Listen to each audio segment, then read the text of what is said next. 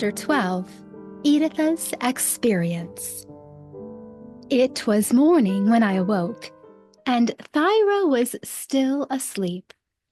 I sat up and looked around me. Overhead was a gray sky. On all sides of me rose yellow hills of sand, from 30 to 40 feet high, or a little more.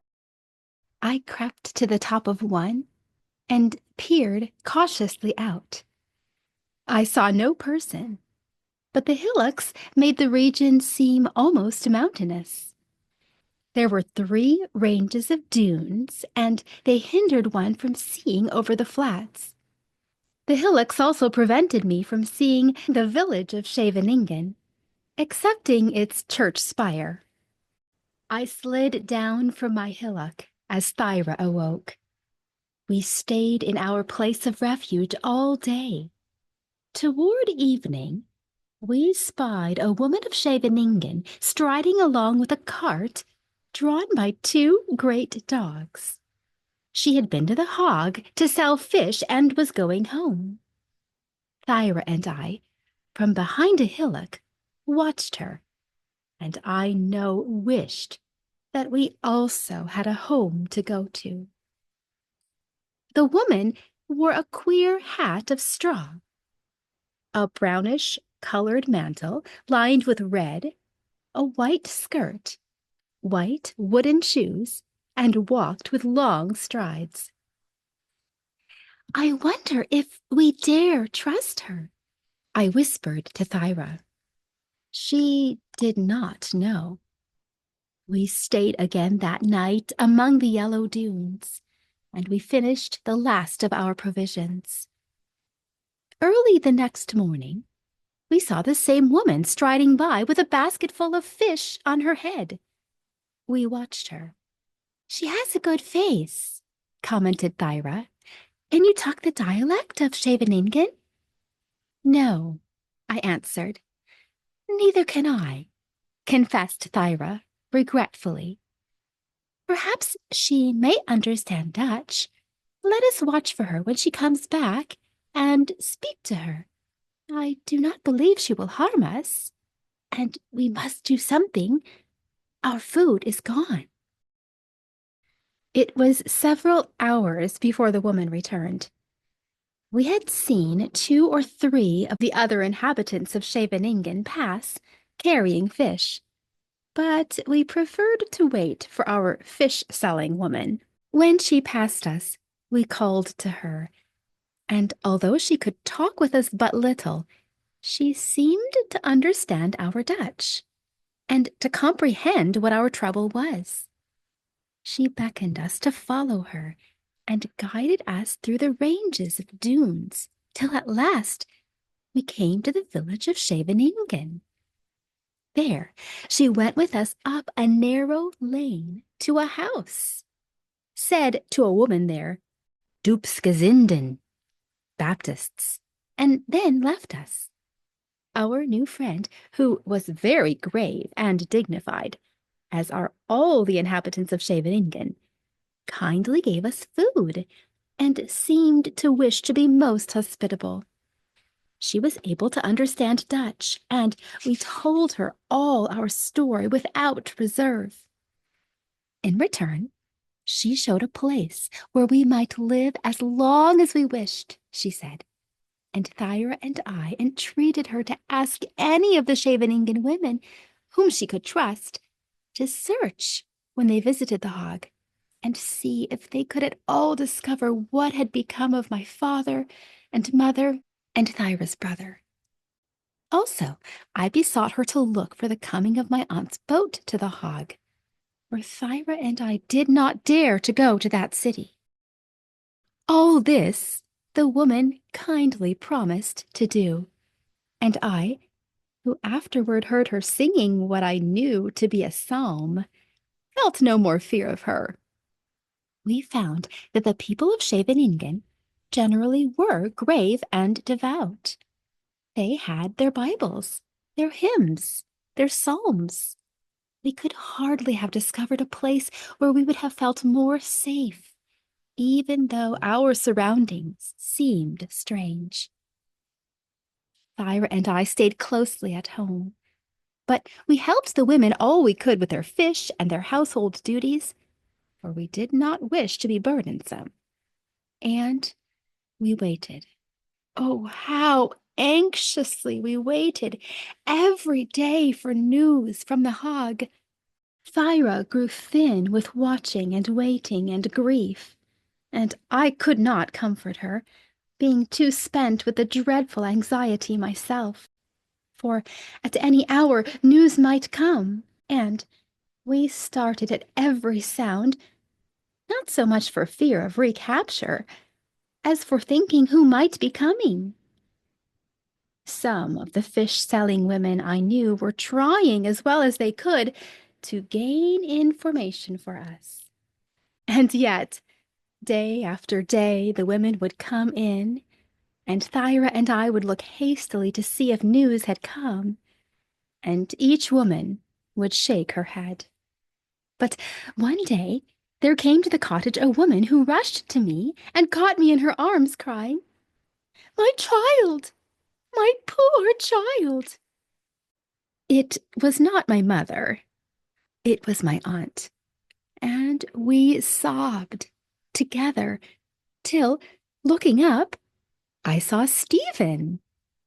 Oh, it seemed almost like home again to see them both. But my aunt was wild with fear over my mother's fate. "Oh, if your father had let that New Testament alone, we might all have been living safely home in Caversham," she wailed, wringing her hands. "See what trouble that book has brought."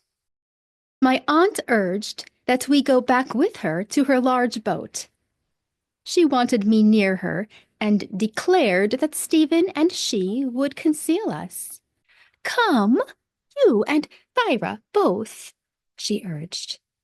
At first, I thought perhaps we would go, but when my aunt spied among my things the New Testament, her face changed. "Did you save that?" she asked. "I thought you had left that book on board the Trekskit." "I would not have left our New Testament behind," I answered quietly. "We Anabaptists love the New Testament." My aunt stood, hesitating, perplexed. "Editha," she said at last, "I would be glad to have you and Thyra on our boat, but I cannot risk my life for your ideas. You know the edict of the Emperor is that there must be no reading of the Scriptures in the Low Countries. Leave the New Testament here. It has done harm enough already. And, above all things, leave your Anabaptist ideas." I looked at Stephen, but he avoided my gaze. He knew well enough what good the New Testament had done. I was persuaded that he had not forgotten those days when he read the word in our Trekskit, and when he thought he became a Christian. But his mother's influence was strong upon him now. I looked at my aunt. "I cannot leave the New Testament," I replied. "I think perhaps Thyra and I would better stay here after all, for we are both Anabaptists, and it might bring trouble upon you to have us with you." And after some persuasion, my aunt left us, for she desired to be at the Hague to search for my mother. My aunt was kind and thoughtful too, for she made Thyra and me take from her purse some little money, and told us that she and Stephen would search for Thyra's brother too. And him they did find. One day, toward evening, Thyra looked out, saw a young man running through the yellow sand dunes, and she cried, "Oh, Gaspar! Gaspar!" and flew to meet him. Stephen, had found Thyra's brother wandering disconsolately, thinking his sister dead as well as his grandfather. And Stephen had sent the young man immediately to Sheviningen. How happy Thyra was after that! It is true, she and Gaspar missed the dear old grandfather, but they knew he was safe in heaven. They had no one on earth to be anxious for, as I had, though their boat home was gone. Gaspar and she could make another home for themselves, and they soon did so in a little cottage in Sheviningen, taking me in with them. And Gaspar risked many times going to the Hague and trying to discover some clue that would lead to news concerning my father and my mother. But though he spent much time, he brought me no news. Neither could Stephen and my aunt find out anything, though they spent money and searched for months. And I myself went to the Hague and hunted in vain, regardless of danger. At last, my aunt gave up all hope and went away in her boat with Stephen. She offered to take me, too, if I would leave the New Testament behind, but I could not. And Thyra and Gaspar said they wanted me, and I still kept hoping that possibly I might hear something if I waited long enough. So I stayed in Sheviningen, going to the Hague as often as I dared.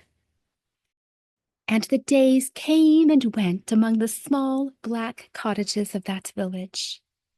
Gaspar became one of the fishermen for herring, and went away with the fleet every June, and Thyra and I stayed in the village, where only women and children were left in the fishing season. And the boats would come back, and in some families there would be joy, and in some grief. Some of the fishermen would never return, for the sea held its dead.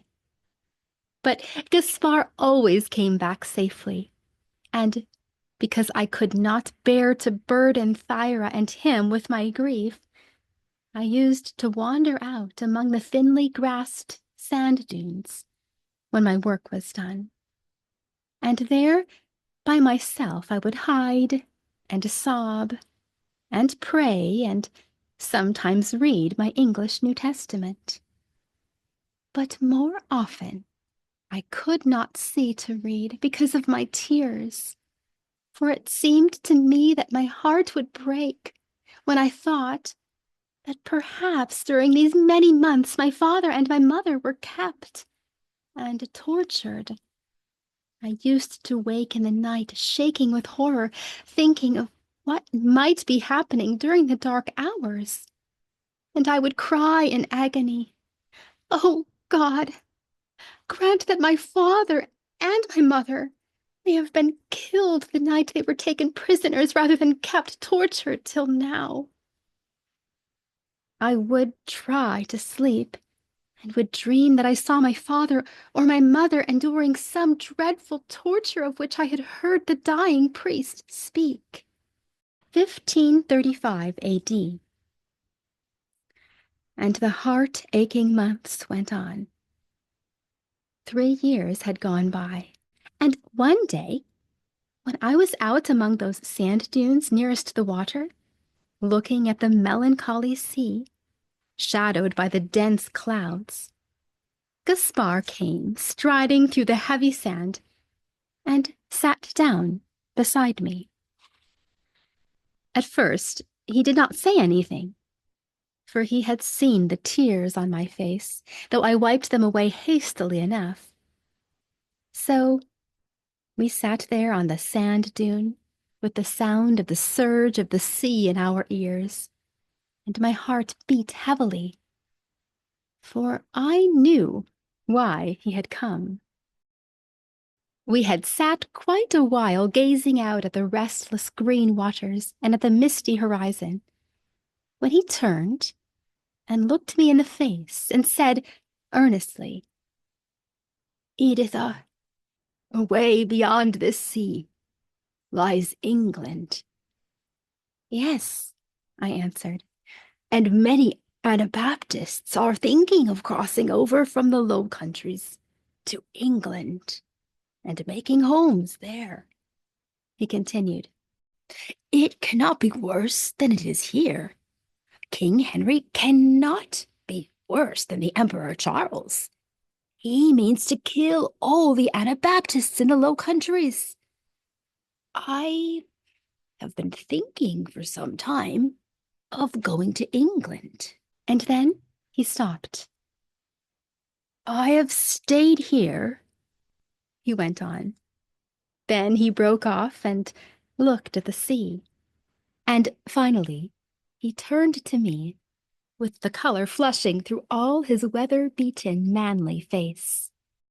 I cannot go to England without you, he said. Home would not be home without you, Editha. Dear Editha, do you love me as I love you? And in the hearts of those two Anabaptists among the yellow dunes, there was a happiness that the Emperor Charles could not, with all his edicts, take away. But I could not promise Gaspar to go to England. It would seem like giving up all hope of ever hearing of my father and my mother again, if I went so far away. But Gaspar reminded me. It has been 3 years since it all happened. 3 years, Editha. Do you still hope? There was a great and tender pity in his voice, so that the tears came again to my eyes. But I replied, "Oh, Gaspar, I cannot go. I cannot go. I must see if I cannot find them." And Gaspar did not urge me, though he affirmed, Editha, you will never cease to grieve as long as you live here, so near where it all happened. But I told him that England would be a prison for me, since I should always be thinking of the Hague and wishing to go searching there. I know, He replied kindly. I know. And he said no more about it. But we went home together, and I had never before thought that the way across the dunes could be a happy one. So often had I trodden it weary at heart, and anguished at that one idea I always carried in my brain. Shall I ever find them? Shall I ever find them again? As for Thyra, my cousin Stephen came often through the sand dunes, and I was not so stupid as to think he wished to see me. But when I spoke once jestingly to her about him, Thyra flushed and looked me straight in the eyes and said resolutely, "Let your cousin Stephen prove himself a man who dares live what he believes, or else I will never be his wife. He knows that we Anabaptists are right. He has not forgotten the reading of the New Testament in your Trexkit, and yet he dares not come out and be one of us. His mother holds him to the Roman Church. She took his Dutch New Testament and sunk it in the canal. He has grown old enough to have a man's will, and yet he fears the persecution to which he knows the Anabaptists are doomed. Let him show himself a man, since he believes himself a Christian. Let him obey the command of Christ and be baptized. If Stephen dare not do that, then he may learn that an Anabaptist girl will never marry a coward." Her eyes flashed with indignation as she spoke, and I surmised that Stephen had already heard some such remarks from her. Therefore, I thought he deserved to be told the plain truth, and I knew that he would feel it more from Thyra's lips than from mine. Yet I felt sure that Thyra did not look upon my winsome cousin with disfavor. If women like Thyra and the multitude of others who held the Anabaptist faith could brave death in a horrible form for their obedience to God's word, what was Stephen indeed but a coward if he refused to be baptized when his conscience told him that he ought so to acknowledge Christ? I came upon the two one evening when Thyra was reading aloud from her testament. Stephen's head was bent on his hands as he listened. I caught sight of the heading of Thyra's page, which was Mark 1:10. And straightway coming up out of the water, he saw the heavens opened, and the Spirit like a dove descending upon him. I knew that my cousin Stephen was likely to hear some things he would remember. So I slipped away and left those two dear young people to their discussion. If Stephen had been unconvinced of the truth of Anabaptist doctrine, the situation would have been different. But he had read God's word. He knew the truth, and did it not. He thought himself a Christian. Why should he shrink from baptism?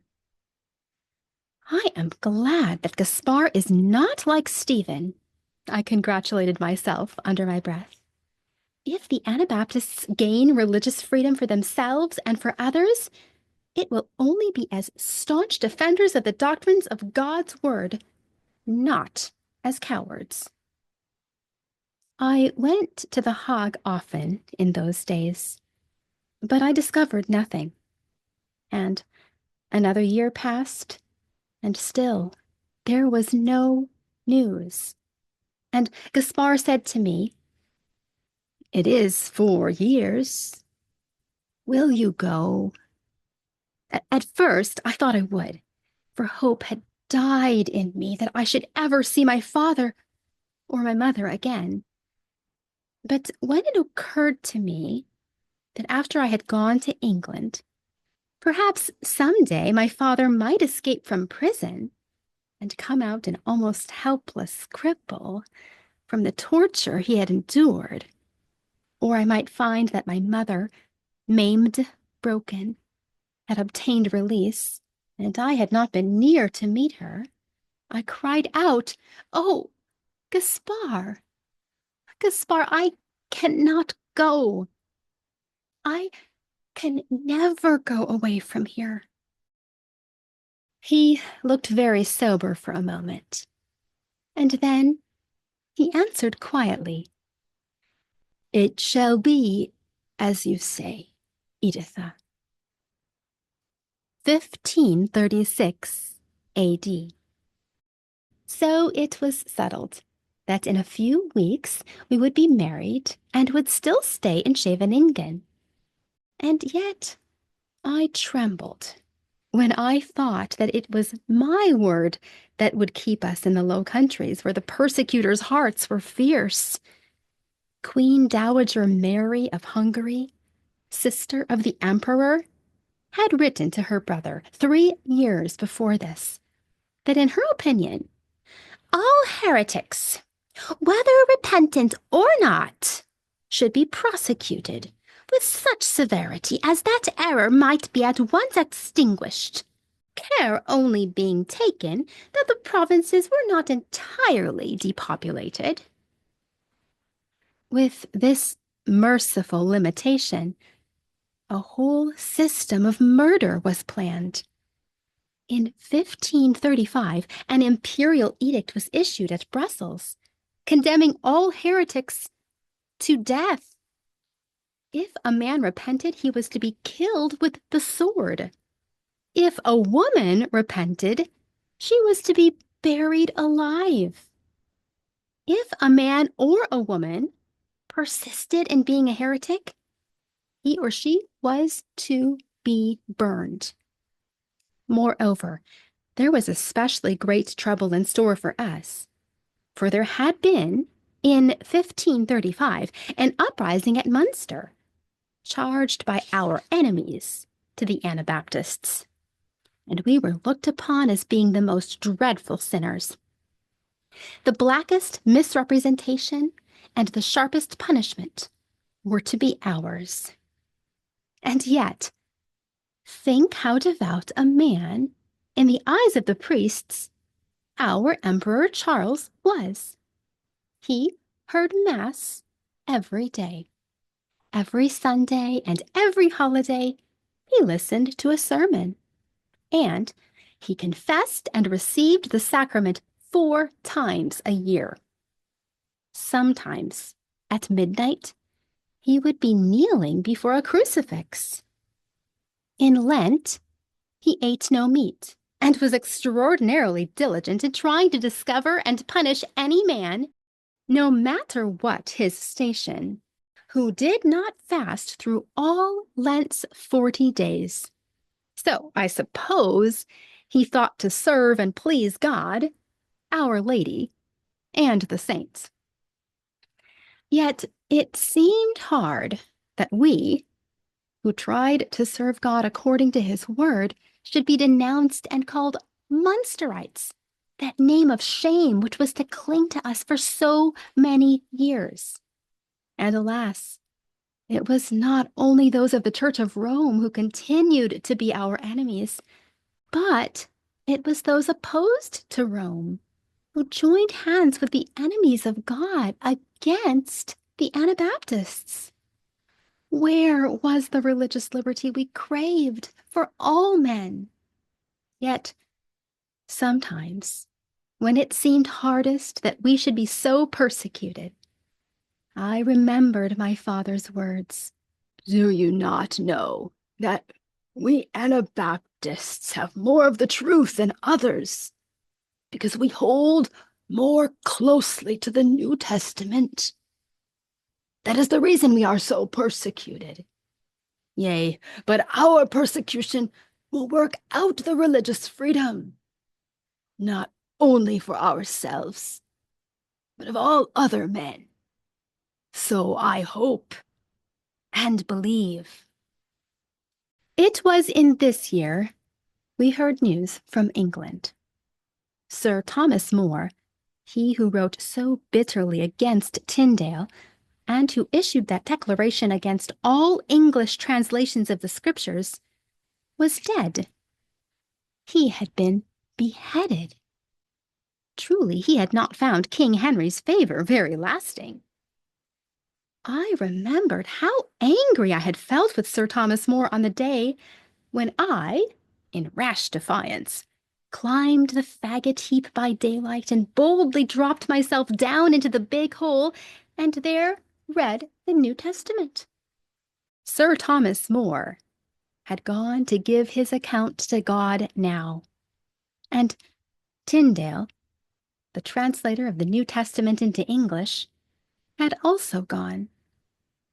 For an English student, Henry Phillips, had by base treachery betrayed Tyndale into the hands of the Emperor's officers at Brussels.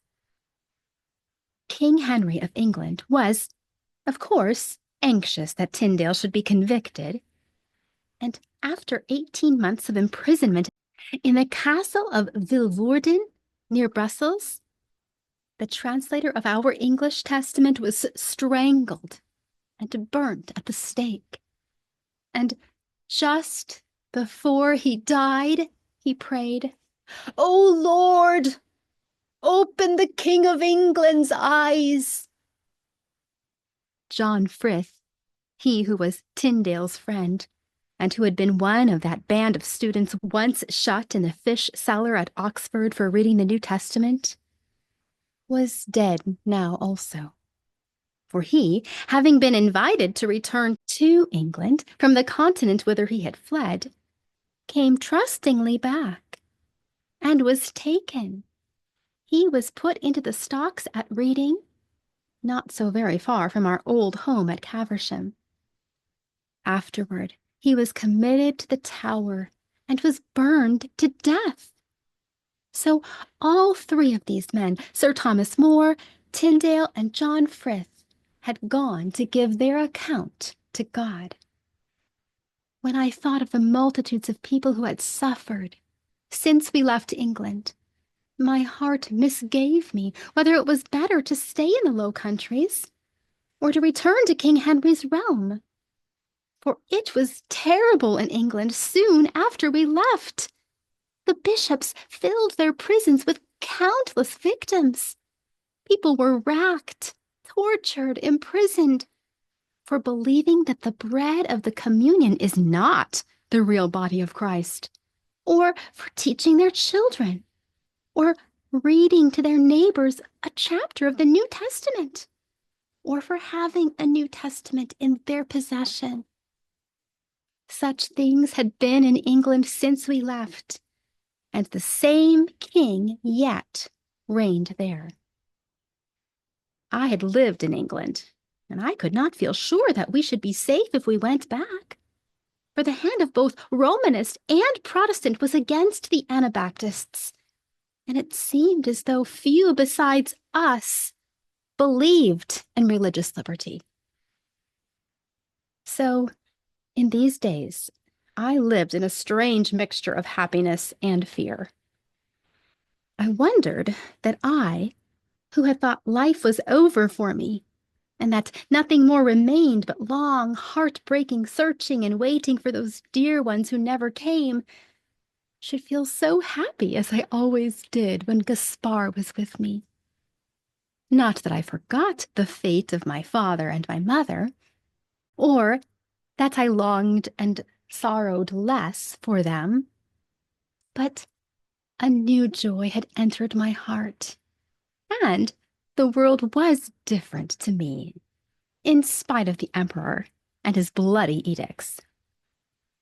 It lacked but a week of my intended marriage day when I and two other women, while at the fish market in the Hague, were suddenly apprehended by some of the soldiery and immediately taken to prison. The two other women were accused of being heretics, but I, as an Anabaptist, was to be treated with more speedy severity than they. I was bound, and two soldiers were instructed to bury me alive when night should come. In vain I protested that this punishment was for those who recanted, and I, not having denied my faith, should, according to the law, be reserved to be burnt at the stake. This I said to them, partly because I would not be thought by any to have denied my faith, for indeed I had not done so, and partly because I hoped that some of the other Sheviningen women, who were in the fish market at the time of my arrest, would tell Gaspar and Stephen what had befallen me, and possibly they might be able to devise some way of helping me, if only my death might be delayed. But my protestations availed nothing. There were 2 hours yet before sunset, and though I was not afraid to die, life and love are sweet to the young, and I wished that we had fled to England. But all that is over, I thought, as I waited for the night that would bring the execution of my dreadful sentence. I go tonight to a better country than England. I go to a land of freedom forevermore. My taking and imprisonment had been accomplished so suddenly that I could hardly realize my situation. I hoped that after I was dead, Gaspar would flee from this blood-stained land and not linger here trying to discover what had become of me, as I before had stayed attempting to find out what had been my parents' doom, till too late. At night, I found myself led out to die, and a number of soldiers conducted me in grim silence without the city. There was darkness, save for the few lights that the men carried. Having marched some distance, a halt was made, and two men speedily dug a deep hole into which I was lowered, bound and helpless as I was. I had expected to be fastened into a coffin-shaped receptacle, but I was put in my grave without such ceremony. I stood upright, since there was a great sufficiency of room. One man was left to bury me. The other soldiers hurried away, for there were certain heretics that were to be apprehended, if possible, that night, a clue to their whereabouts having been supposed to be found.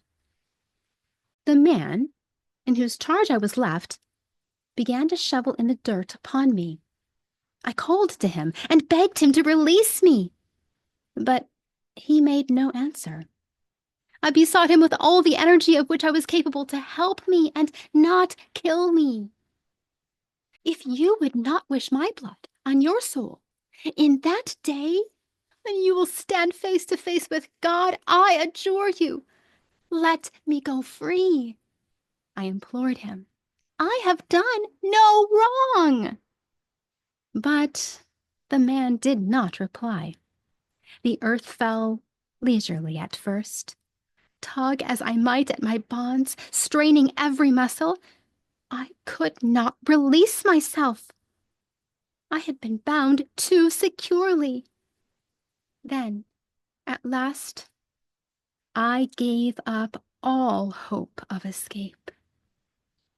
I remembered the dead Anabaptist of years before. I seemed to see his face again in the dark, his eyes looking up with their mute appeal to the God of freedom. My blood will also cry out unto God, I said to myself. Oh, God, see! See what thy people, the Anabaptists, suffer. We die, O Lord. Wilt thou not send freedom to the earth? Oh, God! See the tears, the groans, the agony, the blood of thy servants, the Anabaptists, who have followed the precepts of thy word. Hear our prayer, O God, and send religious freedom to all men. The earth fell regularly and swiftly upon me. I could feel the wind of its coming, and instantly the force of the earth as it fell. Now the earth was almost up to my knees. Now it was higher, so that I could just begin to feel the accumulating mass with the tips of my fingers, as my hands hung bound at my sides.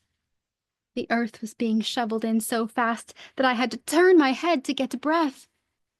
I glanced at the sky, saw it an instant through the small lumps of falling earth, and then shut my eyes tightly to avoid particles of soil.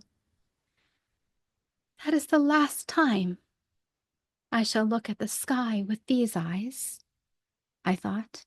It cannot take long to die. Only a few minutes more, and I shall be in heaven. Dear Lord, I am not afraid to go where I shall see thee. O my Master, thou art with me now. The earth had reached my elbows.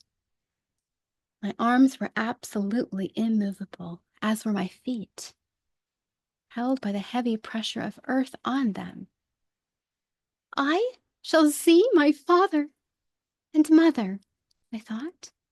I am almost sure that they are dead, and if they are, I shall see them in a few minutes. Oh, I shall be so glad to see them. I shall. A shovelful of earth struck me almost directly in the face. The earth was higher, beginning to press on my chest. The weight seemed to drive the breath out of my lungs.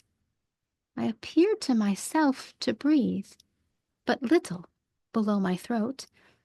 A choking sensation oppressed me. The earth rose to one shoulder. The pressure seemed to send so much blood to my head that I grew dizzy. A ring, Gaspar's ring, that I wore on one hand, scorched my finger as if with molten fire. The ring seemed to burn into my flesh, so heavy was the pressure upon my hand. A few more shovelfuls of earth, and the work of my executioner would be done. When he too came to die, would my face, looking out of the dark of this pit of death, haunt him, as that suffocated man's face had troubled the dying priest? I gasped and panted for breath. I could not move, save my neck and jaws and eyelids. I tried to get breath, and yet not open my lips. So fearful was I that some of the falling earth might fill my mouth. A horrible dread of suffocation seized me. I could not endure it. I would not recant. No, no, it was not that. But to smother, to gasp, to choke, to suffocate. I struggled to move, but my feet and my hands could not stir. The earth came faster. I dared not waste my breath to scream. It would do no good. I had not the strength, anyway. The earth rose over my neck, to my chin. 2 shovelfuls of earth fell on my head. The earth rose higher, higher. My head would soon be covered. I managed to turn it a little to one side. My mouth opened. The earth fell in. I tried to eject it. I succeeded. I gasped. Some earth fell. My head seemed on fire. My mouth wanted to open again. I kept it shut. Through some great, dim distance of space, I heard a noise, a voice, a struggle. My mouth wanted to open. I held it shut. It wanted to open. It would open. It should not. It did open. The earth fell in. This is death, I thought. I felt myself try to shut my mouth. The earth was there. Faintly, I felt the groping of a hand that caught my hair. I felt hands that tore at the earth about my neck, that dug furiously at the soil. And far, far, oh, infinitely far away was a voice that came, whether from time or eternity I did not know. Editha, my Editha, live a little longer. Editha, my Editha, Editha. I could not understand. Everything was very far away. But by and by, through the mist of unconsciousness, I began to feel that for some reason the earth on my chest did not oppress me any more. And then I gradually came to know that there was no earth there. Then I felt that I was being somehow dug out of my burial place. But yet I could not open my eyes. I seemed to go to sleep. But after a while, I felt that I was lying down, and I wondered how I could be lying down in that hole where there was not room. And next, I realized that I was lying on the ground. Surely I was out of that hole. I drew a breath. Editha, said a voice close to my ear, and I made a great effort and opened my eyes. Gaspar was bending beside me, kneeling, and the tears were running down his white face. You are alive, he whispered. Alive! I could not speak. But Gaspar caught me up, and he and Stephen ran, carrying me. I saw that it was night still, but somehow my experience had taken all my strength from me. I could not even hold my eyes open. After being hurried for a while through the darkness, I felt that we neared the sand dunes of Sheviningen. Gaspar and Stephen seemed to be striding through sand, and the odor of the sea struck my nostrils. Swiftly, we rushed on across the dunes, and by the time we reached Sheviningen, I could open my eyes. We ran through the narrow black lanes, and I turned my head on Gaspar's shoulder and saw, dark against the sky of the night, the pointed spire of the church of Sheviningen. I, who had thought never to look up at the sky again, saw the church spire and knew we were almost home. From something Stephen said, I concluded that he had gagged and bound the soldier who had been burying me. I would I had killed him, muttered Stephen savagely. But Gaspar sternly rebuked him, saying, We Anabaptists do not count it Christ-like to kill men, even our enemies, and did I think it would save his life, I would go back and help that soldier now. But Stephen hastily assured Gaspar that certainly the soldier had received no injury that could result in death. And Gaspar ran with me into our house and gave me to Thyra's care. For some days afterward, I lay almost unable to move. But they were days wherein we all came to an agreement that we dared not stay longer in our present home, not even for the sake of trying further to discover the fate of my father and mother. And Gaspar thought we should all better go to England. The end of chapter 12.